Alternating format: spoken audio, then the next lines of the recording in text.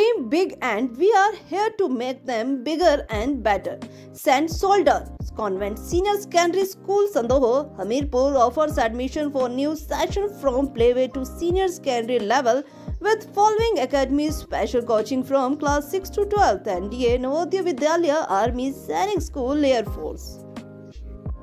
हिमाचल तहलका न्यूज में आप सभी दर्शकों को बहुत बहुत स्वागत है। चलिए शुरुआत करते हैं इस खबर की।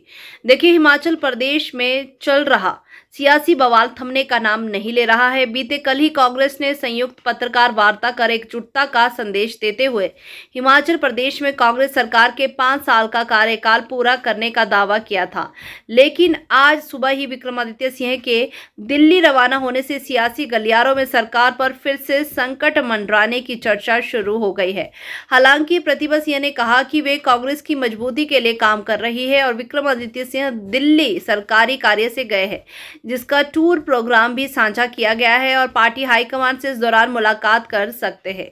प्रतिभा सिंह ने कहा कि आज कांग्रेस सरकार को जो संकट आया है इसकी उनको पहले से ही आशंका थी और कई बार मुख्यमंत्री के समक्ष कार्यकर्ताओं और विधायकों की नाराजगी की बात रखी भी गई थी, लेकिन पार्टी हाईकमान और मुख्यमंत्री ने बात नहीं सुनी, जिसके चलते आज कांग्रेस सरकार संकट में है और पर्यवेक्षकों के समक्ष सभी बातों को रखा गया और हल निकालने का प्रयास किया गया। प्रतिभा सिंह ने भाजपा में शामिल होने की चर्चाओं को नकराते हुए कहा कि वे पार्टी के साथ खड़ी है और सरकार को बरकरार रखने के लिए काम कर रही है। चलिए दिखाते चलते प्रतिभा सिंह क्या कह रही है इस पूरे मामले को लेकर। तरह की चर्चा यहाँ पर हुई नहीं, पर वो अलकमान ने मना कर दिया। उन्होंने कहा कि ही विल कंटिन्यू। एक सवाल और है, अब बीते कल सीएम साहब ने कहा है कि जो स्टैट्यू की मांग कर रहे थे, विक्रमादित्य सिंह ने कहा कि जो मेरे पिता है 6 मरतबा सीएम रहे, 1-2 गज जमीन नहीं मिल पाई, उन्होंने कहा कि इस पर हम आगे बढ़ेंगे, स्टैट्यू बनाया जाएगा। इसको किस तरह से देखते हैं? वो तो उन्होंने कई बार कह दिया। ये कोई विक्रमादित्य का सवाल नहीं है।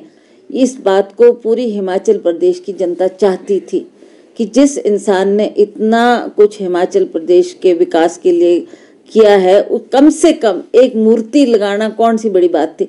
मूर्ति के लिए भी लोग कंट्रीब्यूट करने को तैयार थे। उनको ये खुशी होती भी हमने भी इसमें थोड़ा अंशदान दिया है, तो people were ready. We were not asking कि आप मूर्ति ला के दो और करो, that people would have done. Only बात थी उस थोड़ी सी जमीन की कि जो लोग चाहते थे इतनी जमीन मिल जाए, उनकी मूर्ति लग जाती है, इशू होना ही नहीं था। विक्रमादित्य सिंह का एक और सवाल था कि मुझे कहीं ना कहीं कमजोर करने का प्रयास किया जा रहा है, तो अब क्या श्योरिटी बनी है, जो ऑब्जर्वर से बातचीत हुई है कि उनके विभाग में दखलबाजी नहीं दी जाएगी?